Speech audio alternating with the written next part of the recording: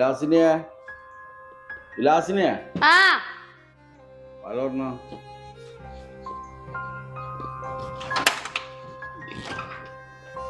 ഇതെന്താ എത്ര നേരം വൈകിയത്?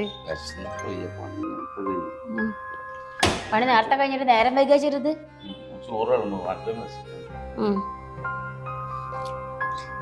മുഴുവൻ സാധനങ്ങളും ഇല്ലേ? പഴല്ലേ?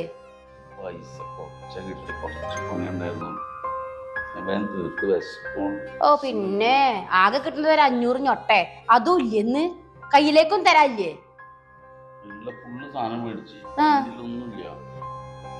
പിന്നെ എന്തിനാ ഇവിടുന്ന് കഷ്ടപ്പെട്ടിട്ട് രാവിലെ പണിക്കാന്ന് പറഞ്ഞു പോണത്? എന്നായി ഒരു 20 അരിപ്പല്ലത്. ബാക്കിയൊക്കെ വല്ല കള്ളോ അല്ലെങ്കിൽ വല്ല സിഗരറ്റ് എന്തെങ്കിലും വലിച്ചിട്ടോ അല്ലെങ്കിൽ വേറെ വല്ല പെണ്ണുങ്ങൾക്ക് കൊണ്ടുകൊടുത്തിട്ടുണ്ടാവും. ഇങ്ങോട്ട് കൊണ്ടുവന്നിക്കണോ? ഇത് ഞാൻ എന്ത് ചെയ്യാനാ? ആ ചെക്കന്മാർക്ക് ഇത് വേണം. വിശന്നിട്ട്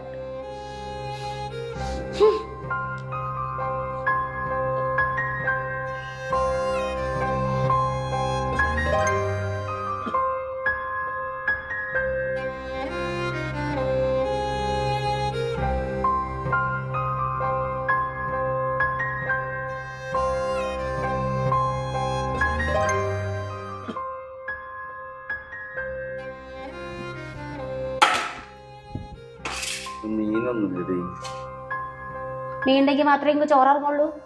1 കിലോ മീന് ആ 2 ചെക്കന്മാർക്ക് കൊടുത്താൽ തന്നെ തീർന്നിക്കണ മീനൊക്കെ. 1 കിലോ മീൻ മേടിച്ച മീനാ. നിങ്ങൾ നല്ല ചാറും കൂടി തിന്നാൻ നോക്ക്. 500 റുപ്യ ഉലുവയും കൊണ്ടുവരും. എന്നിട്ട് രാജകീയമായിട്ട് ഇവിടെ ജീവിക്കാൻ വേണം. ഓ പിന്നെ കൊണ്ടുവന്ന പണ്ടം മുഴുവനും വിറ്റും തൊലച്ചും ഇപ്പഴാ ഒന്ന് പണിക്കൊക്കെ തുടങ്ങിയത്. ഉണക്കല് നിങ്ങൾ അതെടുത്ത് തിന്നാൻ നോക്ക്. വേണമെങ്കിൽ ഇല്ലെങ്കിൽ മുറിച്ചൊരു കളയാൻ നോക്കും.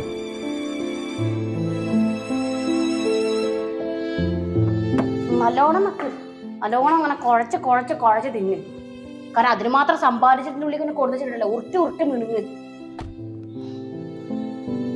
എന്റെ ആങ്ങളാരെ എന്തെങ്കിലുമൊക്കെ. നിനക്ക് എപ്പോഴാ വിശപ്പില്ലാത്തത്?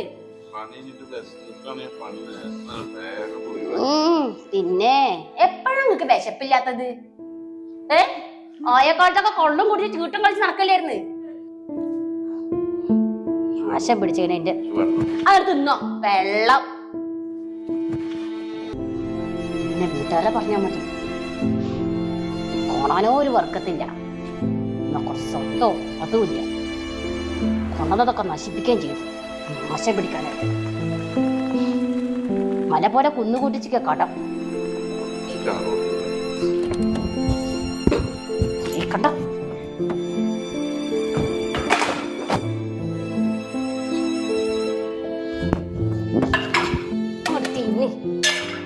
നല്ലോണം അങ്ങോട്ട് വെട്ടി ഒഴുകി തിന്ന്. ഈച്ചയുടെ കാര്യം മാത്രമേ ചിന്തയുള്ളൂ. വേറെ ഒരു ചിന്തത്തിനുള്ളിലില്ലല്ലോ. ഞാൻ എന്റെ മക്കളെ എങ്ങനെ കഴിയണമെന്നുള്ള അറിയണ്ട. ആകെ ഒരു 100 200 കൊണ്ടം തരും. 500 കിട്ടിയാ അതിന് 300 കുടിക്കും. ഇവിടെ കുടിക്കാണ്ട് നേരത്തെ വിശപ്പാണ് പോലും. എങ്ങനെ വിശക്കാണ്ടിരിക്ക? ആർക്കറിയാം ഇനി വേറെ എവിടെയെങ്കിലും സമ്മതം കുടിക്കണോന്ന്. പിന്നെ ഒക്കെ തിന്നു തീർക്ക്.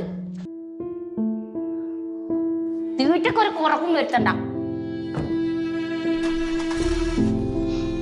കോരണന്മാര് ചെയ്തൊരു സുഹൃതം അല്ലാണ്ട് എന്താ നാശം. കൊല്ലാത്തത് എന്റെ